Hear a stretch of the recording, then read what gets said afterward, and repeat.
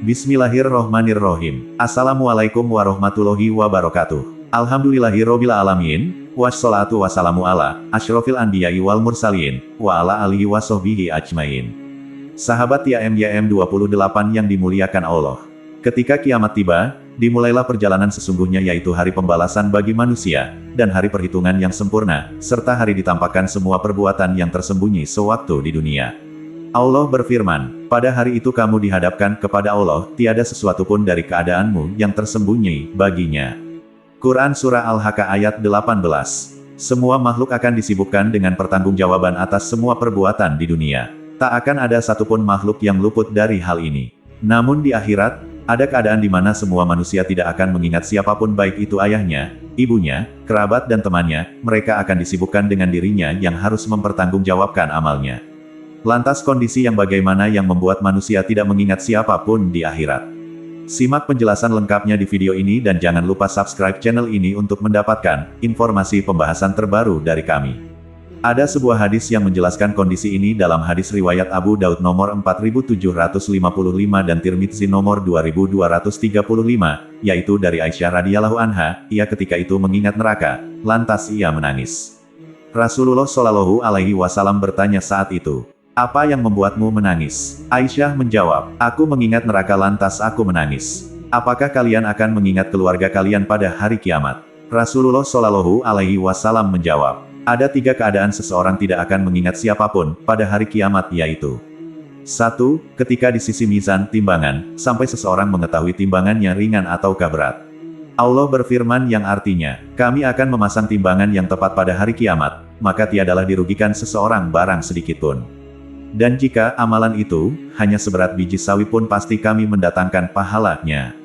Dan cukuplah kami sebagai pembuat perhitungan." Quran Surah Al-Anbiya, ayat 47. Perhitungan dan timbangan ini membuat takut manusia, karena penentuan segala amalnya akan dihitung baik dari hal sekecil apapun dan hal besar. Mereka tidak akan lagi memikirkan orang lain, melainkan hanya memikirkan nasibnya sendiri apakah selamat atau tidak. 2. Ketika berada pada sisi kitab catatan amal, ketika dikatakan, "Ambillah, bacalah kitabku ini," sampai ia mengetahui apakah catatannya diambil dari sisi kanan, ataukah sisi kiri, atau dari belakang punggungnya. Semua amal manusia telah dicatat, tidak ada yang samar sedikit pun, manusia sendiri yang melupakan catatannya. Dalam ayat disebutkan, pada hari ketika mereka dibangkitkan Allah semuanya, lalu diberitakannya kepada mereka apa yang telah mereka kerjakan. Allah mengumpulkan, mencatat amal perbuatan itu, padahal mereka telah melupakannya. Dan Allah Maha menyaksikan segala sesuatu. Quran Surah Al-Mujadilah ayat 6. Amal kita yang baik dan buruk akan dicatat begitu rinci sebagaimana disebutkan dalam firman Allah Ta'ala. Dan diletakkanlah kitab, lalu kamu akan melihat orang-orang bersalah ketakutan terhadap apa yang tertulis di dalamnya, dan mereka berkata, "Aduhai celaka kami, kitab apakah ini yang tidak meninggalkan yang kecil dan tidak pula yang besar, melainkan ia mencatat semuanya, dan mereka dapati apa yang telah mereka kerjakan ada tertulis. Dan Tuhanmu tidak menganiaya seorang jua pun." Quran Surah Al-Kahfi ayat 49. Kitab tersebut akan memuat amalan kebaikan dan kejelekan yang telah kita lakukan di dunia. Kitab tersebut akan diambil di sisi kanan dan kiri.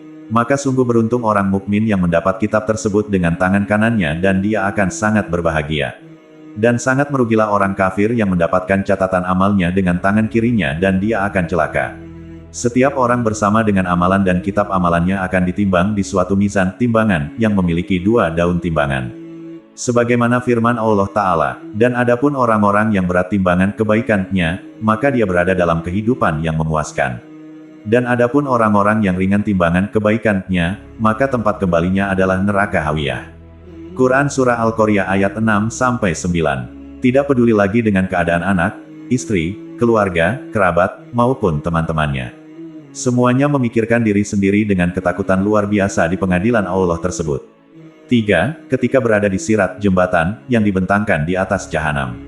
Sebelum memasuki surga atau neraka, manusia akan melewati sirat, yaitu jembatan yang dibentangkan di atas neraka jahanam yang akan dilewati umat manusia. Kobaran api neraka yang menyala-nyala, membuat ketakutan bagi manusia saat melintasi di atasnya. Keadaan orang yang melintasi jembatan tersebut bermacam-macam, sesuai dengan amal perbuatan mereka sewaktu di dunia. Orang beriman akan berjalan melalui sirot sesuai dengan amalan mereka, sedangkan orang kafir langsung masuk dalam neraka tanpa melewati sirot. Di antara mereka ada yang berjalan sekejap mata, ada yang secepat kilat, ada yang secepat hembusan angin, ada pula yang berjalan secepat kuda, ada pula yang berjalan seperti penunggang unta, ada yang dengan berlari, ada yang dengan berjalan santai, ada yang dengan merangkak, dan ada pula yang jatuh dalam neraka. Nauzubillah. Berjalan di sirot tersebut bukanlah ikhtiar usaha manusia, melainkan amal. Dari Abu Hurairah radhiyallahu anhu, Rasulullah Shallallahu alaihi wasallam bersabda dalam sebuah potongan hadis yang panjang tentang kondisi pada hari kiamat. Dan dibentangkanlah es sirat di antara kedua punggung neraka jahanam. Maka aku dan umatku adalah yang pertama kali melintasinya. Tidak ada seorang pun yang berbicara ketika itu kecuali para rasul. Ucapan para rasul ketika itu adalah, "Ya Allah, selamatkanlah, selamatkanlah." Hadis riwayat Bukhari nomor 806. Demikianlah tiga kondisi manusia yang tidak akan peduli antara satu dengan yang lain, yang telah digambarkan dalam hadis tersebut. Ya Allah, perbaikilah agama kami yang merupakan penentu kebaikan semua urusan kami, dan perbaikilah urusan dunia dan akhirat kami, jadikanlah masa hidupku sebagai penambah kebaikan bagiku. Dan jadikanlah kematianku sebagai penghalang bagiku dari semua keburukan, dan masukkan kami ke dalam surgamu. Amin ya robbal alamin. Kami berharap apa yang disampaikan dapat bermanfaat bagi sahabat TIMYM 28 yang dirahmati Allah.